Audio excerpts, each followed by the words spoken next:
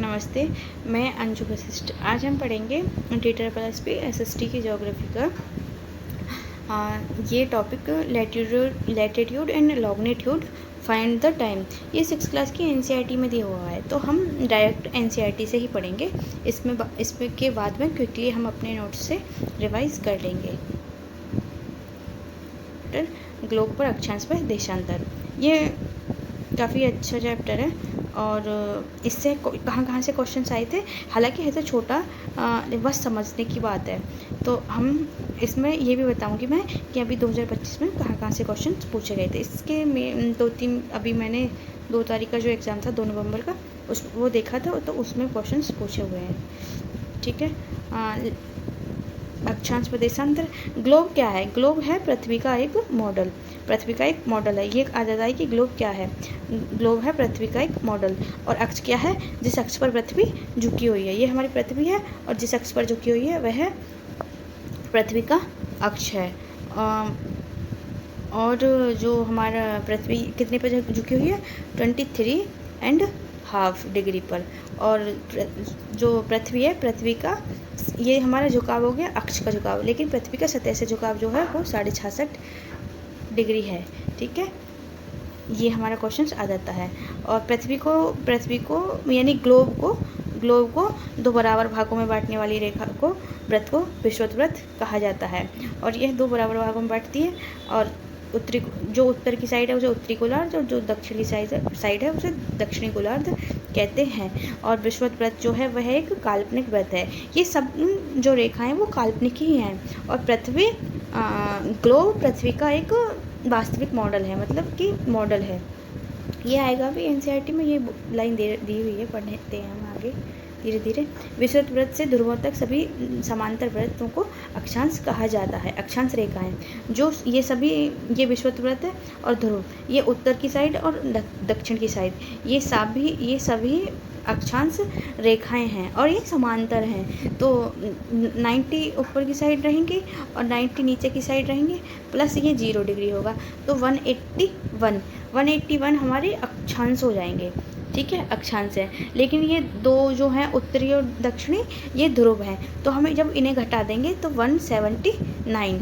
अभी 2 तारीख में यूपी टेट में ये क्वेश्चन आया था कि अक्षांश रेखाएं कितनी हैं। अक्षांश रेखाएं जो हैं वो 179 यानी 179 हैं। ठीक है, और ये हमारे अक्षांश के बारे में हो गया। और जो अक्षांश है विषुवत पर अक्षांश, हाँ ये इम्पोर्टेंट है, ये पूछ लिया जाता है।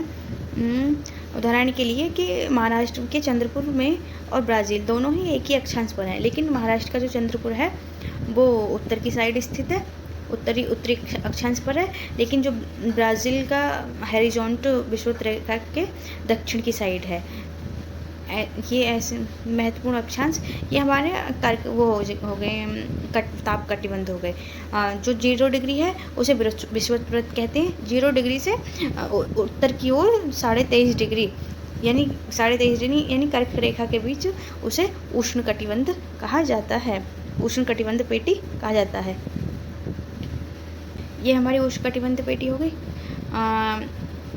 और 23.5 से 66 डिग्री उत्तर की ओर उत्तरी शीतोष्ण कटिबंध, और ध्रुव से 66 डिग्री तक उत्तरी शीत कटिबंध, यानी कि ट्रॉपिकल सब ट्रॉपिकल और टेम्परेट जोन हो गया। ठीक है, ये हम हमारे उसमें PDF में है नोट्स की में, उसमें अच्छे से समझाया हुआ है।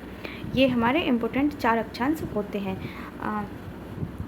ताप कटिबंध, इन्हें ताप कटिबंध कहते हैं क्योंकि सूर्य हमारे यहाँ रहेगा ज़्यादा से ज़्यादा। जहाँ ज़्यादा प्रकाश जाएगा उसे उष्ण कटिबंध, जहाँ कम जाएगा उसे शीतोष्ण यानी थोड़ा जाएगा। और ये यहाँ बहुत कम प्रकाश जा पाता है तो इसे शीत कटिबंध कहा जाता है। ठीक है, ये हमने कटिबंध पढ़ लिए। देशांतर क्या है? देशांतर है ध्रुव से कोणीय दूरी, ध्रुव से विषुवत वृत्त तक कोणीय दूरी है अक्षांश। और देशांतर हमारे इसमें दिए हुए हैं। अक्षांश रेखाएं इस रेखाओं से भिन्न देशांतर यमोत्तर की लंबाई समान है। यानी अक्षांश रेखाओं की लंबाई जब हम 0 डिग्री से ऊपर की ओर जाते हैं तो अक्षांश रेखाओं की लंबाई घटती जाती है, लेकिन ध्रुवों की देशांतरों की लंबाई समान होती है।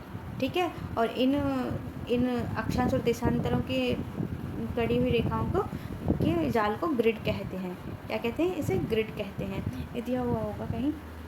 ठीक है, और जो 0 डिग्री लाइन है उसे प्रमुख यमोत्तर यानी प्राइम मेडिटेरियन कहते हैं, यमोत्तर रेखा कहते हैं। और 0 डिग्री के 180 इधर और 180 इधर, टोटल 360 देशांतर रेखाएं हैं। और देशांतर रेखाओं का जो प्रयोग है वो समय की गणना करने के लिए किया जाता है। देशांतर रेखाओं का प्रयोग समय की गणना करने के लिए किया जाता है। ये सारी चीज़ें हम बेसिक सी चीज़ें अपने नोट्स से पढ़ेंगे। ये हम नोट्स में बनाएंगे ना। अक्षांश, ग्लोब क्या है? पृथ्वी का एक मॉडल है। ग्लोब क्या है? पृथ्वी का एक मॉडल। और अक्ष, जिस बिंदु पर पृथ्वी झुकी हुई होती है। ठीक है, ये हमने पढ़ लिया। विषुवत वृत्त के बारे में पढ़ लिया, और विषुवत वृत्त से ध्रुवों की ओर स्थित सभी समांतर रेखाएं हैं। ये हमने पढ़ लिया कि 180 है। ये चंद्रपुर वाला पढ़ लिया। ये टेम्परेट जॉइंट पढ़ लिए। हाँ, देशांतर के बारे में पढ़ेंगे हम। देशांतर रह रहा था। देशांतर रेखाएं ये समय की गणना करती हैं। सभी देशांतर यमोत्तर की लंबाई समान होती है, जबकि अक्षांशों की लंबाई समान नहीं होती है। और 0 डिग्री है, इसे प्रमुख यमोत्तर रेखा कहते हैं। और इन अक्षांश व देशांतर रेखाओं के जाल को ग्रिड कहा जाता है। ये क्वेश्चन पूछ लिया जाता है। और देशांतर में हमारे पूरी देशांतर कितनी है? 360 देशांतर हैं। और इसे 24 से डिवाइड करेंगे तो 1 घंटे में 15 डिग्री देशांतर घूम जाते हैं। ठीक है, और 4 मिनट में 1 डिग्री देशांतर घूमेंगे। तो हमारा जो इंडिया है उसका पश्चिमी बिंदु से पूर्वी बिंदु के बीच लगभग 30 डिग्री अक्षांश का अंतर पाया जाता है। तो 30 डिग्री अक्षांश का अंतर है, तो यानी कि हमारा गुजरात की साइड से अरुणाचल प्रदेश की साइड जाने में 2 घंटा कम एक्स्ट्रा लगेंगे। ठीक है, और ग्रीनविच रेखा से 5.5 घंटे हम आगे हैं। ठीक है, और ये हमारा हो गया नोट्स के साथ हो गया। ऐसे ही हम आगे धीरे धीरे अपने सारे सिलेबस को कवर कर लेंगे। और हमारे साथ जुड़े रहिए और हमारे चैनल को सपोर्ट कीजिए। Thank you.